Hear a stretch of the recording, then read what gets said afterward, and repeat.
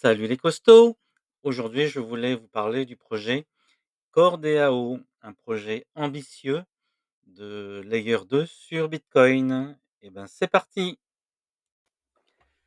Nous voici donc sur CoinGecko, avec le cours de ce projet CoreDAO qui est quand même classé 152e en termes de capitalisation boursière.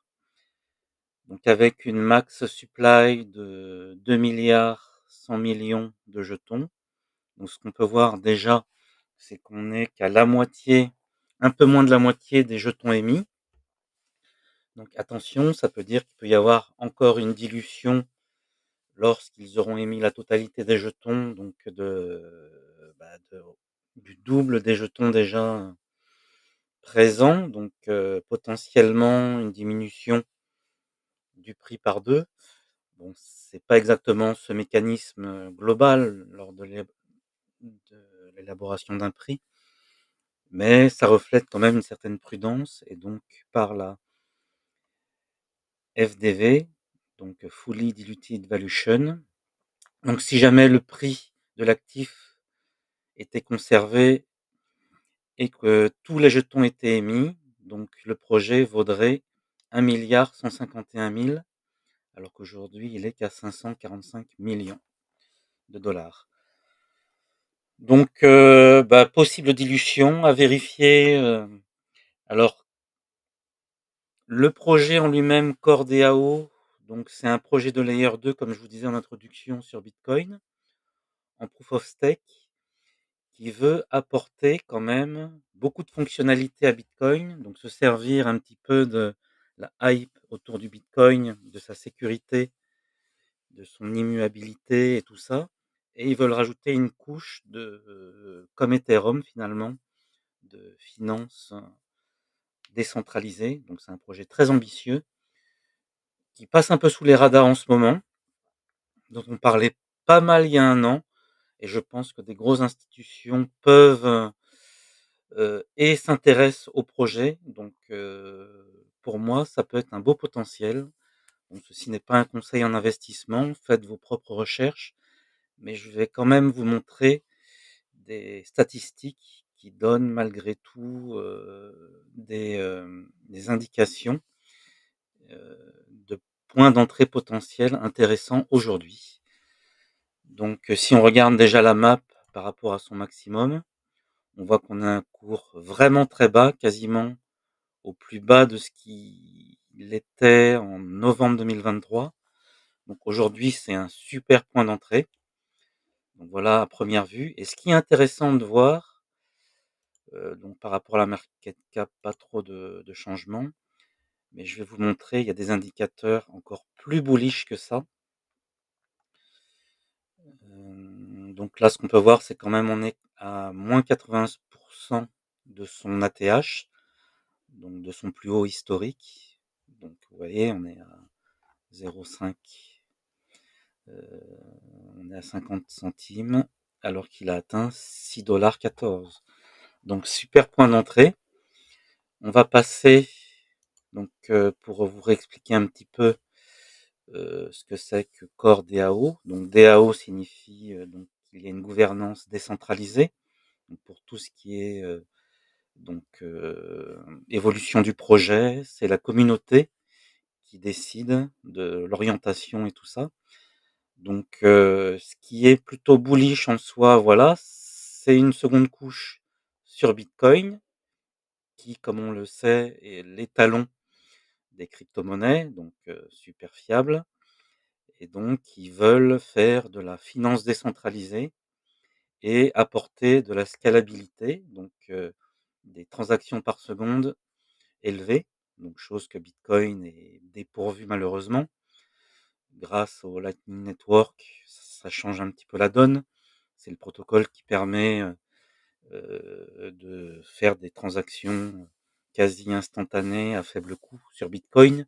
Et c'est pour ça que je pense qu'il a aussi un essor considérable en termes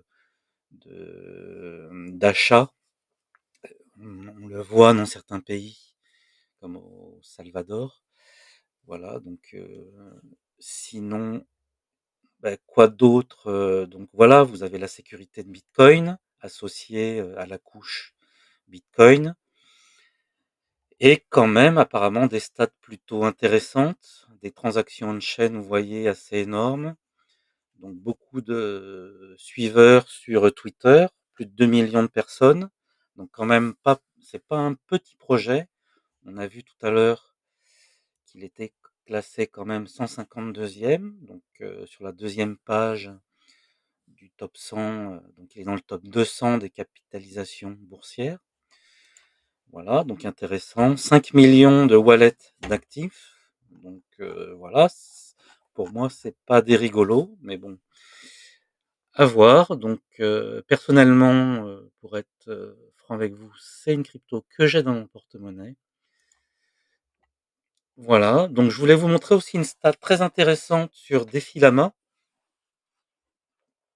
Donc très souvent, donc vous voyez la TVL, c'est la courbe en bleu ici et la courbe en jaune, c'est le prix de l'actif. Alors souvent, la TVL, donc c'est la total value lock, donc grosso modo, c'est, l'argent, le capital bloqué sur le protocole pour le faire évoluer.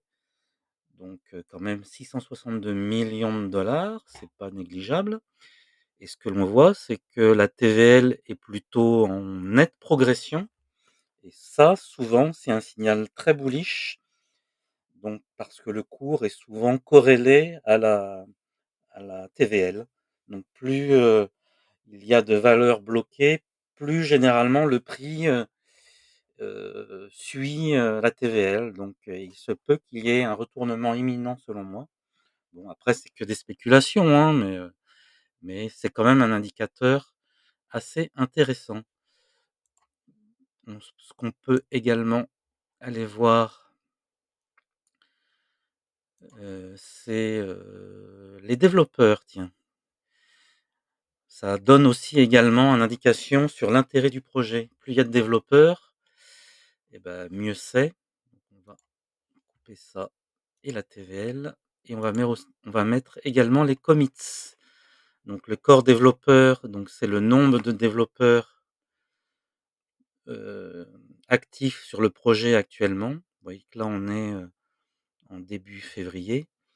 Donc c'est pas des stats, faibles, bien au contraire, c'est plutôt encourageant.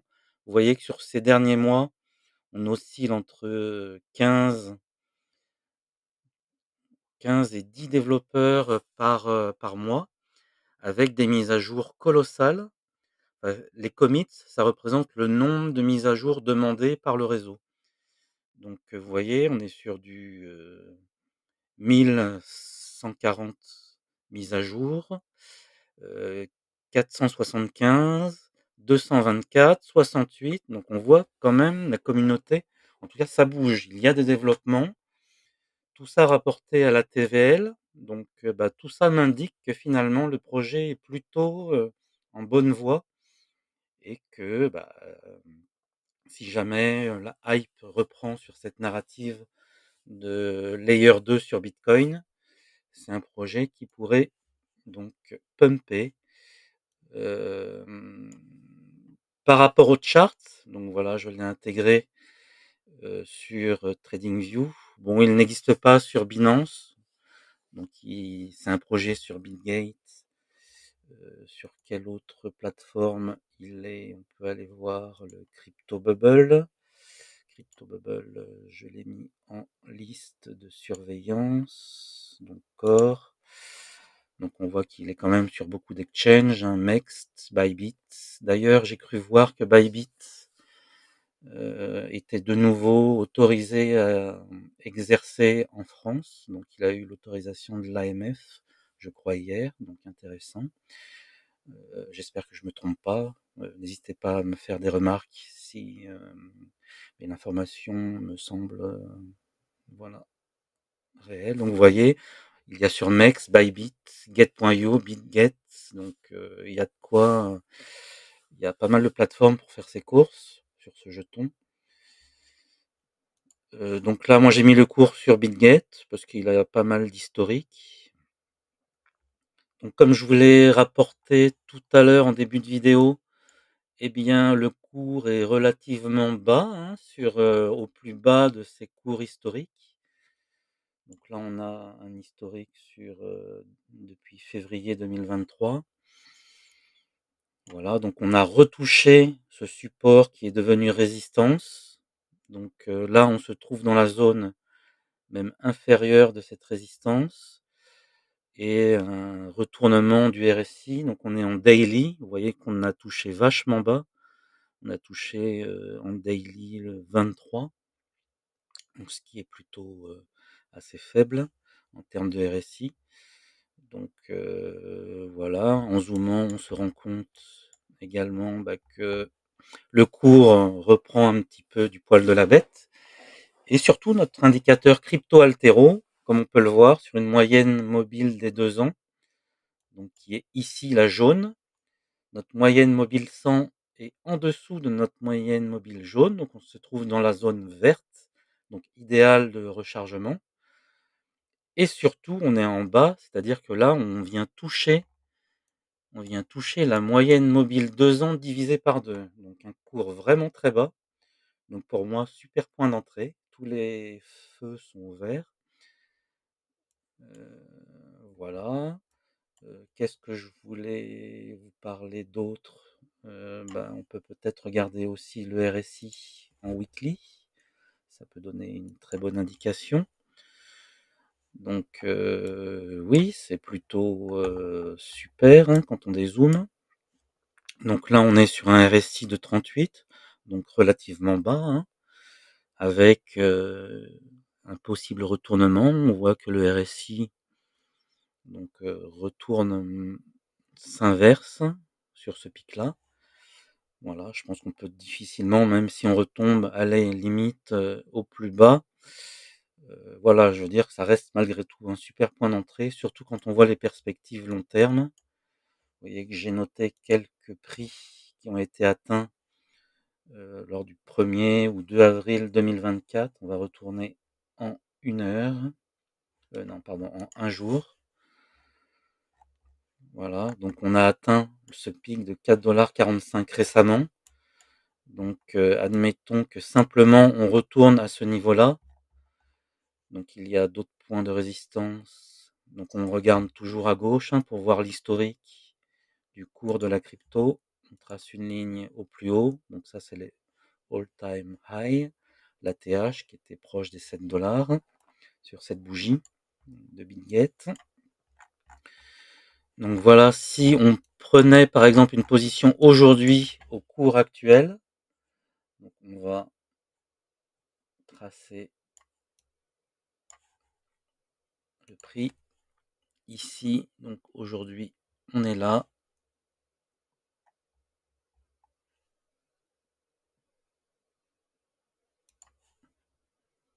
Et si on retournait simplement au précédent pic, vous voyez qu'on serait presque à 700%, donc x 7.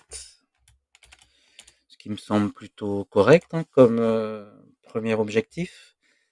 Donc si on trace un petit Fibo, histoire de voir les perspectives à plus long terme, un retracement de Fibonacci, prolongation de Fibonacci. Alors le retracement, de toute façon, on voit on est au plus bas, hein, donc du retracement, donc ça sert pas à grand chose de faire le retracement, mais plutôt de voir des perspectives long terme. Alors si on prend la dernière progression jusqu'au 4,45, hop, on prend le plus bas d'avant, on va jusqu'au pic et on retrace, allez, jusqu'ici. Ça donne des perspectives long terme plutôt intéressantes. Donc on voit que notre premier objectif de x7, c'est simplement un retour quasiment au niveau donc du plus haut. Donc là, on se retrouve vraiment dans un objectif plutôt, je dirais, modeste entre guillemets. si on suit la suite du Fibonacci, donc on voit que les 1,618, et bah, ils arrivent presque légèrement au-dessus de l'ATH. Donc très bon point de deuxième prix de prise de profit, pardon. Et puis on a des objectifs qui peuvent monter encore plus haut, au 2,618. Voilà, donc à 11,46. Et puis pourquoi pas, si la narrative explose, sachant que vous savez que le Bitcoin est dans une phase plutôt intéressante où tous les États parlent de réserves stratégiques. Donc qui dit Bitcoin euh, en- évolue positivement, bah, tout ce qui touche à Bitcoin devrait en bénéficier. Donc pourquoi pas jouer cette narrative de Layer 2 sur Bitcoin. Bon, je dis pas de mettre tout votre capital dessus parce que ça reste un projet risqué. Donc un petit 5% me semble pas déraisonnable de votre portefeuille. Voilà. Donc là, si on a tracé à peu près tous les niveaux de Fibonacci potentiels, vous voyez que les perspectives sont plutôt folles, hein. Si on arrive jusqu'au deuxième point, on fait du 1000%. Allez, on va, on va rêver. Allez, soyons fous. Allez, 1800%. Et puis pour le dernier, allez, un petit 2600%. Voilà, pourquoi pas. Non, là, c'est vraiment la version optimiste, mais tout ça pour vous dire que, selon moi, au cours actuel, même si en étant relativement prudent sur ce genre de projet quand même récent, une fois la hype passée et que le bull run sera fini, voilà, ne pas chercher non plus des multiples style des 2000%, donc fois 26, qui est un peu déraisonnable. Mais un petit fois 7 déjà, je pense que ça ferait pas mal à chacun de nos portefeuilles. Voilà, donc tout en étant raisonnable, si vous vendez à les 80% au deuxième palier du fois 1000 ou 90%, ben, c'est pas déraisonnable. Voilà. Donc vous vendez même allez, 70% à fois 7 et puis vous vous laissez rêver pour le reste. Et ben voilà, c'était ma présentation de Core DAO. N'hésitez pas à me mettre un like si vous avez aimé cette dernière. Et je vous souhaite un très bon week-end et une très bonne journée. Ciao ciao les costauds!